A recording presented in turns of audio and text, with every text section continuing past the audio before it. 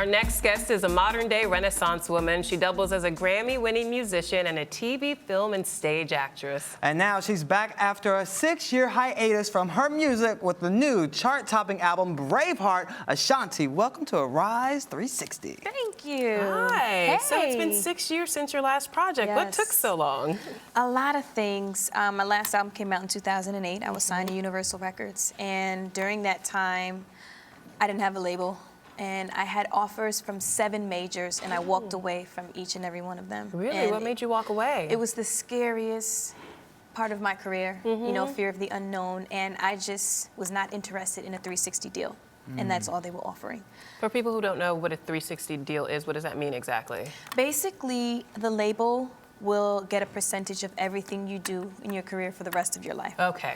You know, there are carve-outs, there are percentages, some of them are lower, some of them are higher, but it's basically a debt that you pay back to the label, and they have their hands in everything. So if you do a club date, or if you release a book, or if you go to McDonald's and, you know, and they give you something for free, they get a percentage. They get a part of your Well, not Happy free, Meal. but exactly. Yeah. So are you Exactly. still paying that back to your previous labels? No, Okay. I never had a 360. Oh, okay. So, you know, they got smart. yeah, Okay. they were implemented around 08, 09. That's when they started to get, you know, more popular. Okay, well, this new CD is popular. Hey. Why did you call it Braveheart? Were you inspired by that Mel Gibson movie? I Really? was, really. The metaphor, for me, it spoke, you know, in the movie, they had the Scots and the Brits. And basically, the Brits kind of had horses and armor and shields and knives and guns and things like that. And the Scots, they kind of had homemade weapons and rags, and they were barefoot and blue paint, you know, but you couldn't deny their passion to come and win. You know, they came, they fought for blood, you know what I mean? You couldn't deny that passion, and I feel like that's kind of like the majors and the indies. And with me coming from a major to like an indie, that. it kind of just all made sense. I like that analogy. That's really nice, really nice. So the last time we saw you, I mean, how have you evolved since that period? Because 6 years is a long time in anyone's life, but especially in the life of a musician. Absolutely, it is so long. I've learned so much. You know, I've gone through my share of obstacles with my record label. You know, I used to be signed to Def Jam, Murder Inc., Universal. You go through things publicly, personally, you know, and for me, it's a character builder. You learn, you know, it doesn't kill you, makes you stronger. Now, as a musician, because you write your own music, you're actually the rare artist who does, is it better to have drama in your life or not? You know what's so funny? People have said drama makes for good Oh my music. gosh, they make the best records. Okay. Absolutely. It's very important to have both. Okay. Because you don't want to have an album just full of depression. Right, You know what doom I and mean? gloom, Right, yeah. exactly. So it's good to have a nice balance. And for me, the last couple of years, Braveheart kind of mirrors everything that I've gone through personally. So if people are asking, so what happened with Ashanti and what happened with Braveheart? Braveheart. Well, this is your first independently released album under, you know, your My own record company. label, Yes, yeah. Written Entertainment. Entertainment. So why did you decide to step out and become the boss? Well, like I said, for my integrity, I couldn't take the 360. So it was kind of like a force and a choice, you know, to kind of create my own record label. And it's very hard. You know, being the CEO, it's kind of like you have to split yourself between CEO and artist, because I love being in the studio and I love recording, but at the end of that session, I have to sign off on that invoice. You know, and I'd like to be creative and I'd like to be in there all night, but I know that the budget is what it is, you know what I mean? So it's hard, but when you break it down and you understand the percentages and your ownership, it makes so much sense. What's been the most challenging thing about being the boss, or surprising thing about being the boss?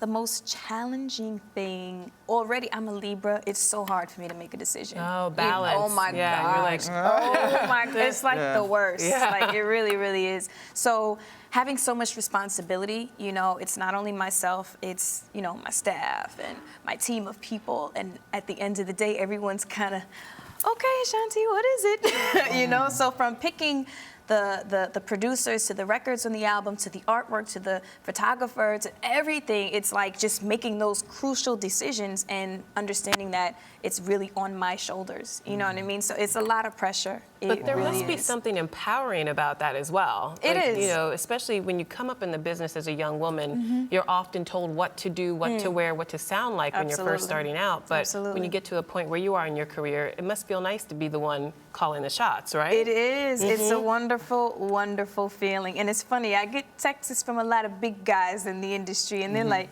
I'm proud of you, shorty. Well, before you were the boss, take us back to when you first started singing. What was that experience like? How did you get into the business? Oh my gosh, it was so long ago. It was an accident. It's like I never wanted to be a singer. Really? You know, no. What did you want to be? Definitely not my thing.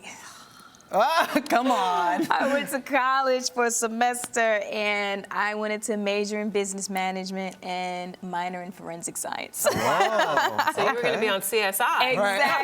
Exactly. Completely different from anything I'm doing now. But I was actually downstairs in my living room, and I was vacuuming.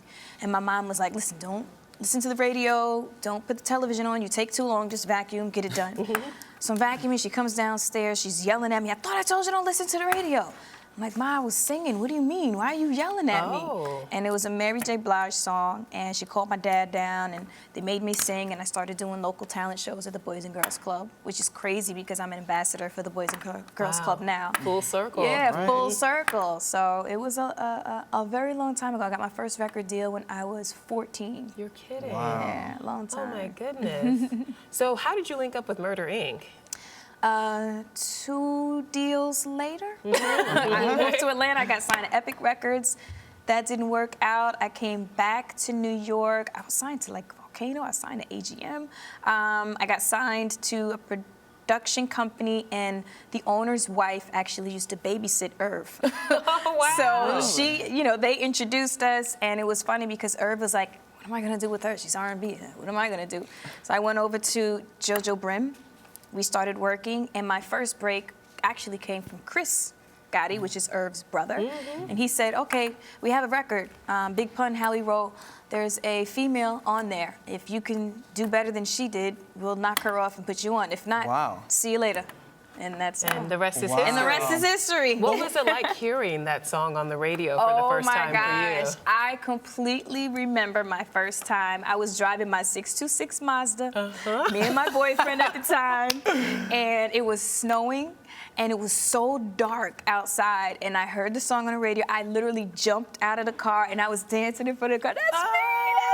And he was like, are you crazy? But I was so excited. I will never forget that. That is right. Now, you mentioned your boyfriend at the time, and we know Yes. that you and Natalie were back and forth, on again, off again. Are you still dating? Are you on again now or off again? I'm confused. What's going on? You gotta listen to Braveheart and find out. Oh, the detail. But how do we know who you're talking about? We just want the Oh, you specific, know. Details. Trust you know. me, I promise you, you'll know.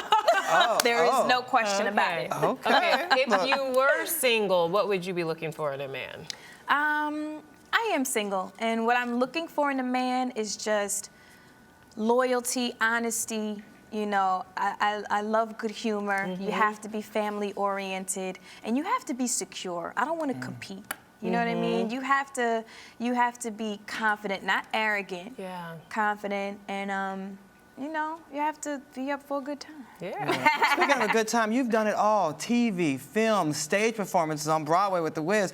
What is the thing you love most to do? Is it singing? Is it acting? My passion is writing. Really? I love writing records. But even more than that is performing and getting that love from an audience is like the best feeling ever. I just recently did a show at BB King's, and I hadn't done a show in New York in a long time. And I could feel it in my face, like the energy, you know what I mean? In the crowd, the audience, it was just amazing. And to have people have that connection with you from a song, and like if I'm seeing people crying over records and people are just like so happy and they're singing, and I just have to hold the mic out and they sing the whole record. It's like the most amazing feeling ever. Wow. Of all the songs you've written over the years, which one are you most proud of? Oh my gosh, that's a hard question. Let me see.